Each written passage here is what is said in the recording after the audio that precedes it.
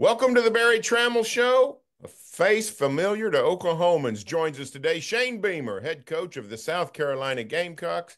His squad comes to Owen Field on Saturday to play the Sooners. And Shane, we were just talking, you've got quite the exciting year, some wild games, whacked Kentucky, a statement game in Lexington, and then down to the wire with LSU, down to the wire with Alabama. Tell us a little bit about this Gamecock team and how close you've been to just shocking the nation. Yeah, great to be on with you, Barry. Thanks for having me. And it absolutely has been an exciting season. We're 6 games in, and it feels like a whole season that we've played with some of the moments that we've had. Obviously, a great win over Kentucky up in Lexington, and then we have 2 losses to top 10 teams by a total of 5 points. And both of those games, we had opportunities to win it. We just weren't quite able to finish.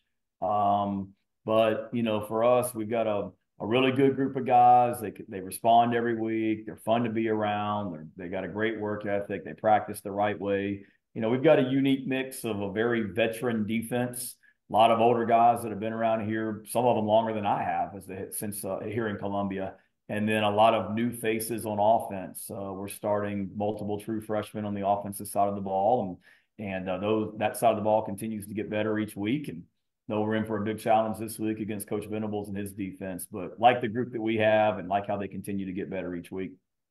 What what are your emotions as you come back to Norman? You spent three really prosperous years in Norman on Lincoln Riley's staff. Made a lot of friends, connected with a lot of people. Speaking for the Oklahoma media, we certainly hated to see you go, but we're pleased for your career advancement. What are your emotions as you return to Oklahoma? Yeah, no, it's exciting just because it's so, I've been back places where I coached previously as an assistant coach with another school. I was a graduate assistant at Georgia Tech, and then when I was at Georgia, we played in Atlanta. I was a graduate assistant at Tennessee. When I was a coach at South Carolina, both times, and Georgia, we played at Tennessee. So, I've gone back to places that I've previously coached, but never like this instance where it's the place that I was at most recently before my current job. So there's a lot of fresh emotions because one, I love that place. My family and I really enjoyed living in Oklahoma, made great friends, especially my wife and kids. I mean, as a football coach, you're kind of insulated in the football facility, and your friends are the friends that your wife and kids make. So they're looking forward to going back. I know they've got all kinds of big plans on Friday afternoon and Friday night to connect with a bunch of friends. And a lot of our friends from Oklahoma have come to visit us here in South Carolina. And Ryan Hibble, the golf coach, he's one of our very best friends. And he came and spent Thanksgiving with us a couple of years ago when we beat Clemson and was at the game. So I'm excited to get back and see a lot of people that I, care about, see a lot of people that I have so much respect for, Joe Harris and Joe Castiglione, and what they meant for my career during my time in Norman. But as you know, once that game starts, it's all about the guys on the field. But it'll be cool being back. And I say that just because I really did enjoy my time there. And it allowed me the opportunity to come to South Carolina as the head coach. If I don't leave Georgia to go work for Lincoln, I don't know if I'm the coach at South Carolina today. And so I'm grateful for my time there and for the opportunities that it gave me here in Columbia. You get, South Carolina hires you. I think it was in December of 2020. And 6 months later, 7 months later, we get the news the Sooners are headed to the SEC. In your wildest dreams, did you think, hey, Oklahoma's going to join me here in the SEC soon? Never. Never. Took that job, and it probably was the spring of my first year here. I was somewhere with our school president at the time, and he made a comment to me that there's a lot of chatter about Oklahoma, Texas potentially joining the SEC. And I'm like, this guy has no idea what he's talking about. They're not joining the SEC. And I didn't really think about it. And I'll never forget, it was the summer, whatever that was, summer 21, I guess. And my wife and kids, we were in Georgia. We had actually gone to an Atlanta Braves baseball game, and we were leaving the Braves baseball game, and we were driving back And I was driving and my wife was on her phone and it came across that Oklahoma and Texas are joining the SEC. And I said, somebody's messing with you. Like, that's got to be like a fake account. And she's like, no, I'm serious. And then she showed me, and I was as blown away as anybody. But it's great having those two teams in the league. I mean, you're talking about storied programs in college football, great athletic programs overall with all their sports. So they've been welcome additions to the SEC, and I know a lot of people here in South Carolina are really excited about going to Norman for the very first time and having a chance to experience what a college football Saturday is like in Oklahoma. Well, Shane, this has been a wild SEC season. Alabama beats Georgia one week, loses to Vanderbilt the next. Uh, Great games all over the place, tight games. We've talked about your Alabama and LSU games, and Kentucky on the same patch of grass where you beat Kentucky by 25. They come within 1 point of Georgia, so you just don't seem to know what's going to happen. Is that the way it's always been, or is something new changing in college football? Is the SEC today different than the SEC you joined 3 or 4 years ago? Yeah, I think a couple of things. I do believe college football has always been, if you're not ready to play every Saturday, you can get beat, and that anybody could beat anybody. I do believe there's something to be said for that, and that always has been. But I think this year more than ever, particularly in this conference, whereas maybe other seasons there were one or two or three just dominant teams, and you had to play great, and they had to have an off day in order to be in that game with them. And I don't think that's the case anymore. And there's a lot of reasons for that. Transfer portal, NIL, college football has changed. College athletics has changed. But when I look around the SEC, you don't see the separation maybe this year between the top one or two teams and then everyone else. There's just there's parity, and everybody has got good players. And I think the thing that really separates this conference, Barry, and I've been in multiple leagues, Big 12 and ACC. To me, the thing that separates this conference is just the level of talent, particularly on the defensive line. And when you've got really good defensive linemen, you can really keep yourself in games, disrupt offenses, whatever you want to call it, because it makes it hard to run the ball, it makes it hard to throw the football, and that's what this league is. I mean, you look at we played Kentucky, and they've got a first round draft pick on the defensive line. Then we play LSU. They've got big defensive ends that can rush the passer. Then we play Ole Miss, and they've got multiple guys on the defensive line that'll be high draft picks. Then we play Alabama. You can say the same thing. Then you go to Norman this week, and you look at their guys on the front seven on defense, and it's just like really talented guys that can rush the passer. So that makes it tough. And to me, that really I don't want to say levels the playing field, but it really gives everybody a shot, just because, it all starts up front in this conference.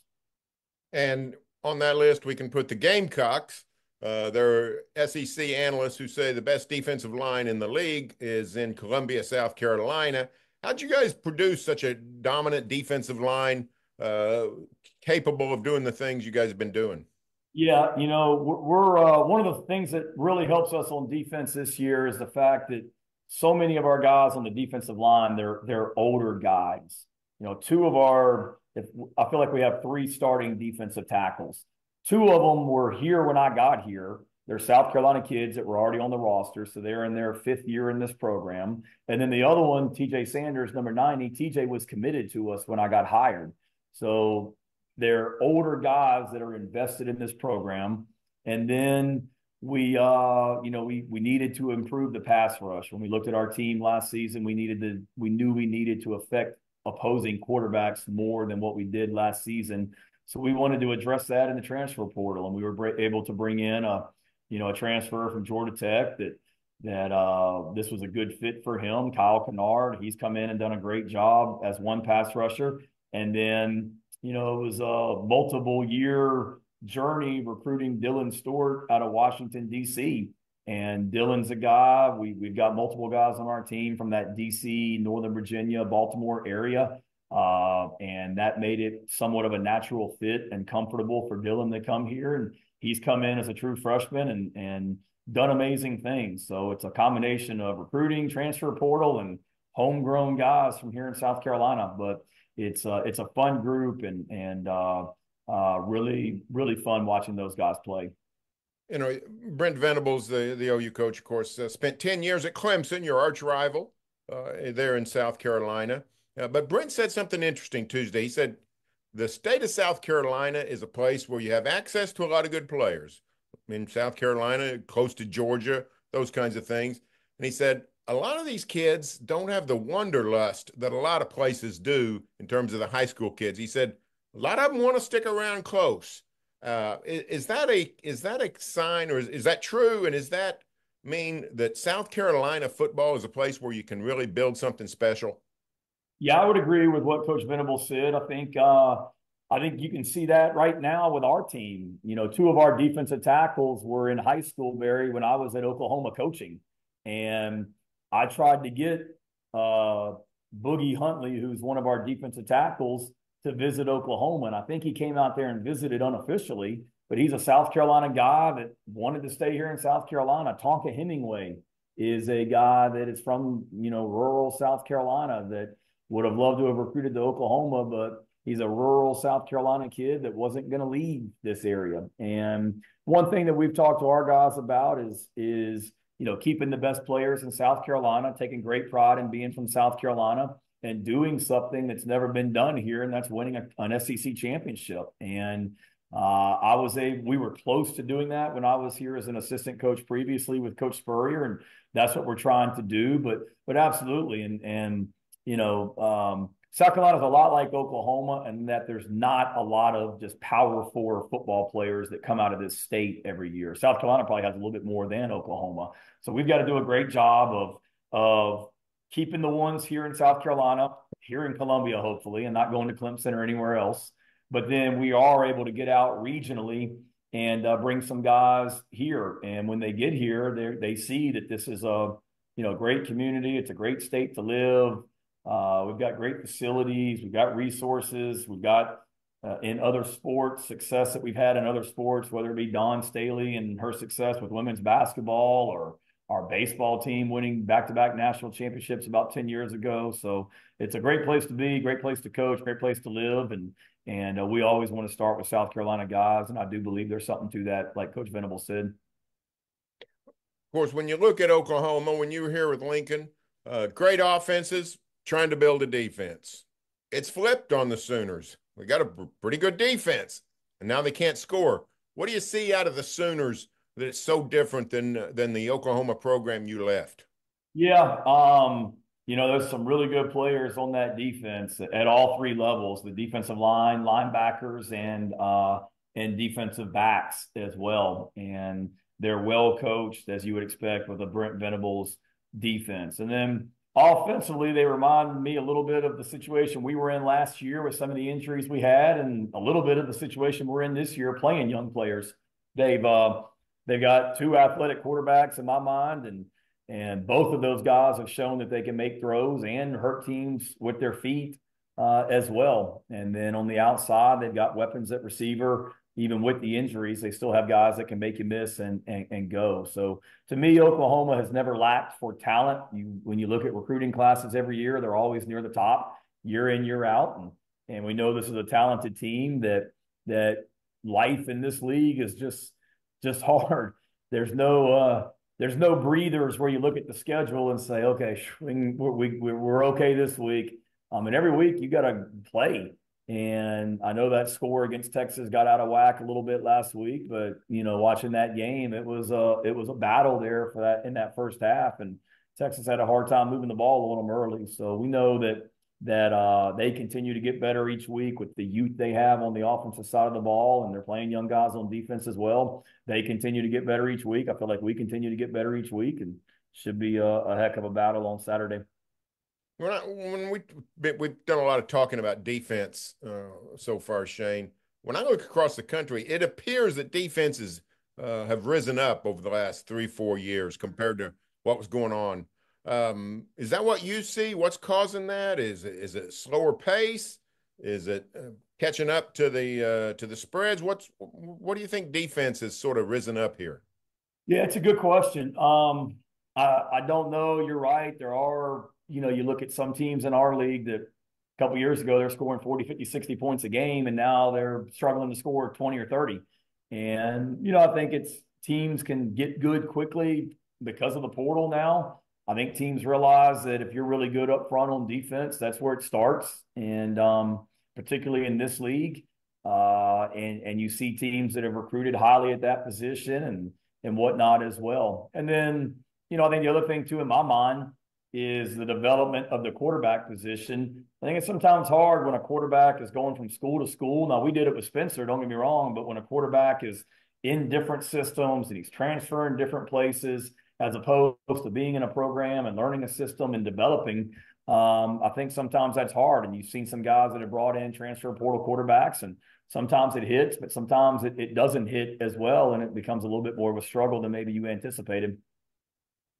Well, Shane, we sure appreciate the time. I know it's a busy week, and congratulations on what's been a fun season for the Gamecocks, and hope you have a great reunion on Saturday in Norman.